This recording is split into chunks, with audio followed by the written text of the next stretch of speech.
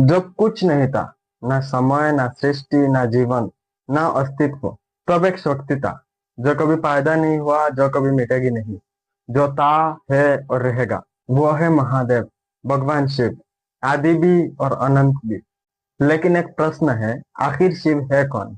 क्या वो केवल देवता है, या पूरी संसार के स्वामी, या एक महान योगी, या फिर खुद ही इस ब्रह्मांड की मनचेतना? सबसे पहले बात करते हैं शिव है कौन।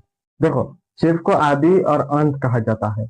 आदि और अंत ये सिर्फ दो शब्द नहीं है, ये वो रहस्य की पहचान है जिसका समझना मतलब भगवान शिव का समझना।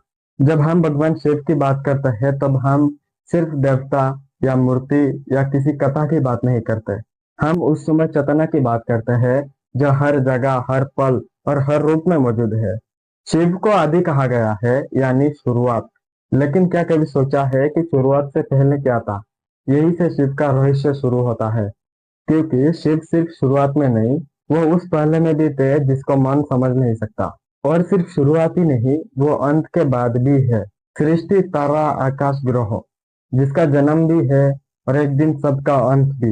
लेकिन भगवान शिव जो इन सब से पहले भी थे और इन सब के बाद भी रहेंगे, इसीलिए उन्हें कहा गया है महाकाल, समय के स्वामी, समय के भीतर रहने वाले नहीं।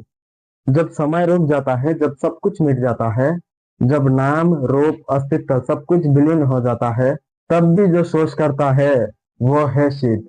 लेकिन शिव का रहस्य सिर्फ इतना ही नहीं। शिव केवल अंत नहीं है, वो हर नई शुरुआत भी है। क्योंकि जहाँ कुछ समाप्त होती है वहीं से कुछ नया जन्म लेती है। और उस नए जन्म के पीछे जो मौन शक्ति है, वो भी शिव ही है। शिव हमें सिखाते हैं कि अंत भी सचमुच अंत नहीं होता।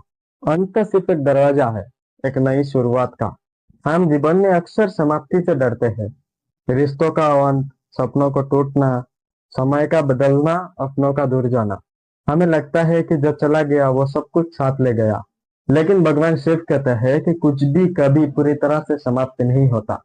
रूप बदलता है, ऊर्जा नहीं। और यही जीवन का सबसे गहरा सत्य है। शिव का शांत चेहरा, शिव का बंद आंख और उनका गहरा ध्यान।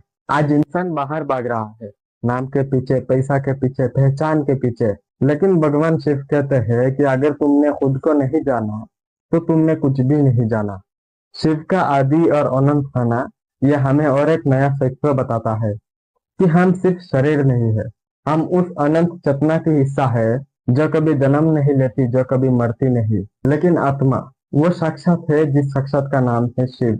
शिव हमें मौन की वो महत्व भी बताते हैं, क्योंकि सत्य शोर में नहीं मिलता, वो मिलता है शांत में। जब तुम अकेला में बैठते हो, जब तुम खुद से मिलते हो, जब तुम अपने अंदर उतरते हो, तब तुम्हें धीरे धीरे ये एहसास होता है कि तुम अकेला नहीं हो। तुम्हारे भीतर भी वो शक्ति है जो इस पूरा ब्रह्मांड को चला रही है। वही शक्ति है शिव। इसीलिए जब तुम अगली बार शिव कहो तो सिर्फ नाम मत लेना, उन्हें महसूस करो। अपने सांसों में, अपने मौन में, अपने विचारों के बीच, अपने अस्तित्व के भीतर। वो शुरुआत भी है और वो अंत भी। वो शून्य भी है और वो संपूर्ण भी है। वो प्रश्न भी है और वो उत्तर भी। और शायद इसी वजह से शिव को समझना सबसे कठिन है और सबसे सरल भी, क्योंकि शिव को पाने के लिए कुछ जोड़ना नहीं पड़ता, सब छोड़ना पड़ता है। आदि भी है, अंत भी है, मौन भी है, महाकाल भी है वो, और वो है महादेव।